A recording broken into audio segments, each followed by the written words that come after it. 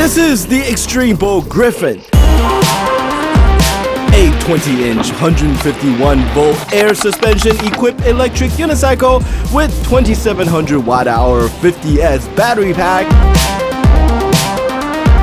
Then you're probably thinking of the popular LeaperKim Lynx, which almost share an identical spec line. And this week I'm going to ride the Extreme Bull GRIFFIN and tell you whether or not this is the better and cheaper answer to LeaperKim's masterpiece, and what may be a fatal flaw to that argument. Are you ready for some deja vu wheel reviews? Roll the intro.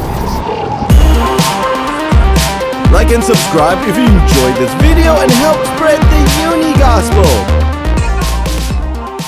First, a quick shout out to my friend Ronan for lending me this GRIFFIN for review. Check out his channel for his thoughts on this wheel as well. Electric unicycle market is in a weird place, and the GRIFFIN probably illustrates this better than just about any other wheel. Despite being one of the leading electric unicycle producer, I really never got the sense that Bigot LeaperKim knows what it is that their customer want. Instead, they had always taken a shotgun approach by releasing multiple iterations and variants of similarly spec'd wheel. And in this instance, this is a wheel that is specified and almost resemble one of the you see from their main competitors, LeaperKim, which allow me to remind you that it started by ex-employees of Bigot Gateway, and this lack of innovations and direction extend beyond the doorstep of Bigot/Extreme Bull. Emotion, the largest EUC manufacturer, has been releasing nothing but beginner and lower entry-level wheels, and Hsiang can't seem to even make up their mind on the specification of their yet-to-be-released wheel, the F22. Even the mighty LeaperKim seems to run a bit dry on ideas with their latest drop, the Sherman L. What if we just putting a slightly larger battery pack and call it a day, right? Boring! And that put the Extreme Bull GRIFFIN in a very weird spot. This is a Bigot pretending to be an Extreme Bull, pretending to be a LeaperKim. It's like a dog dressed up as a cat dressed up as a head of lettuce. That's weird, man. That's weird.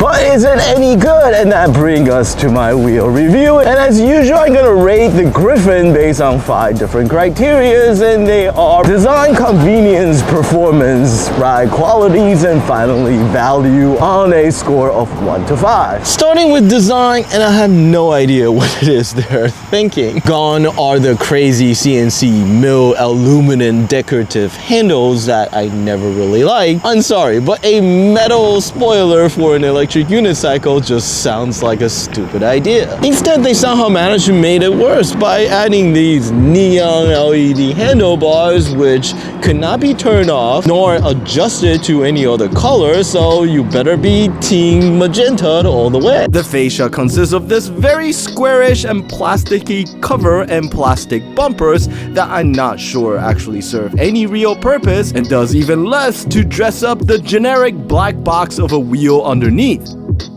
I also suspect that most rider who actually purchased an Extreme Bull really couldn't care less about what the black box between their legs actually looked like. So the GRIFFIN gets a 2 out of 5 for design. It is at least not as ugly as the GT Pro.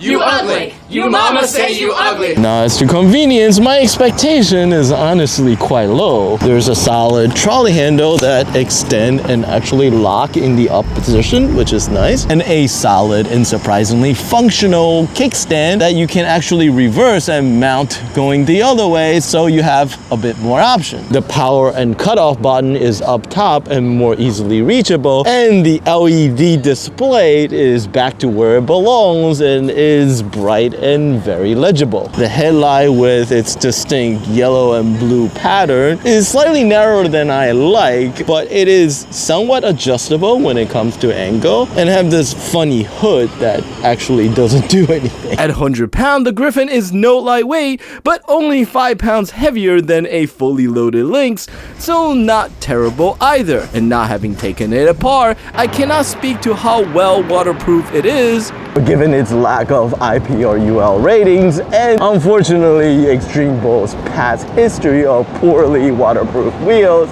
the prognosis are looking very promising. But I have to admit that it works surprisingly well as a daily commuter and a grocery getter, so it earns a 3 out of 5 for convenience. Next comes the bit that most of you probably actually care about: performance and ride quality. Starting with performance, where I finally have something positive to say.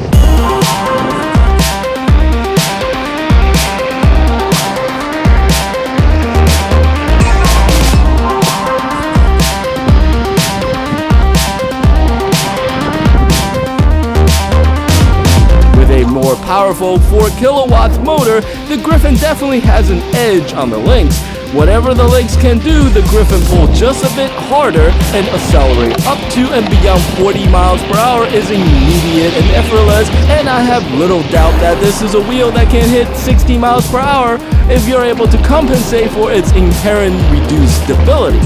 But given its torque and power output, the Griffin should earn a pretty good score here, right? Unfortunately, here's where, once again, the Go has shot itself in the foot. Yeah, I guess we kind of shot ourselves in the foot, huh, boss? Soon after the announcement and release of the Extreme Bull GRIFFIN, the Go announced its own X-Way, which is essentially the same wheel except at 168 volt, which we know, based on other 168 volt wheel released by the Go, will have greater top speed and power. So if those are the things that matter to you, why would you buy a Griffin now for the same price? I cannot review a wheel in a vacuum when everything is relative to whatever else is available on the market right now. So despite its very impressive performances, it only earns a 3.5 out of 5. Finally, let's talk about ride feel, which brings us to what I think is the Griffin's Achilles heel: its suspension.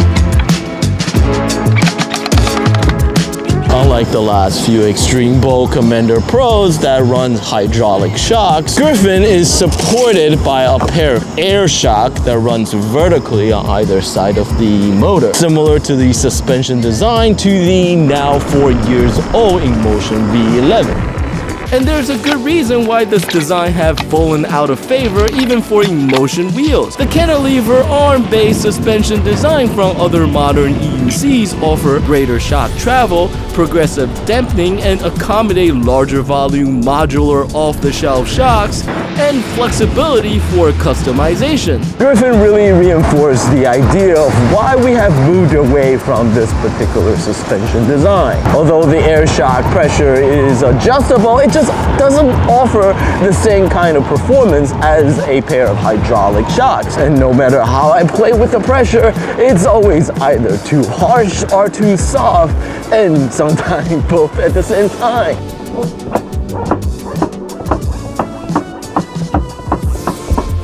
Which makes it more tiring to ride this wheel since my legs has to do a lot more work cushioning the ride. This also means that the Griffin is likely not a good choice for off-road trails, which make its high center of gravity and tall pedal heights a bit weird, since those are all features for wheels with off-road aspirations and actually reduce high speed on the road stability. Something that I definitely wish the Griffin has a bit more out of, given its greater power output and potential for speed. Oh my god, this is really terrible. As a wheel with some deep-rooted identity crisis, the Griffin earns a 2 out of 5 for ride quality. Lastly, let's talk about value. Bigo Extreme Bull released a lot of different EUCs, with many of them being quickly outpaced by rapid iterations and newer releases, and as a result, their price tend to fall very quickly after the initial drop, which is terrible for dealers, but great for those who are looking for a good deal. Let's make a deal. And as new as the Griffin is, given its many weirdness and limitation, I'm already seeing it on sale at a reduced price of $3,200. And at that or even lower prices, the Griffin begin to look somewhat attractive. Yes, you can buy an X-Way and get peak 168 volt performances, but that will come at the price of reduced efficiencies, lesser range, and unless you are a track racer or aspire to be one, you'll likely rarely, if ever, need to tap into the additional power and torque offered by the higher voltage system. But then there is that outdated and subpar suspension design, which irks me every single time I ride this wheel, knowing that there are better options out there. But you have no interest with off-road riding and living in an area where there is an unlimited amount of smooth and beautiful pavement, then this may not be as much of an issue for you. So I'm gonna give the Griffin a middle row score of 2.5 out of 5 for value.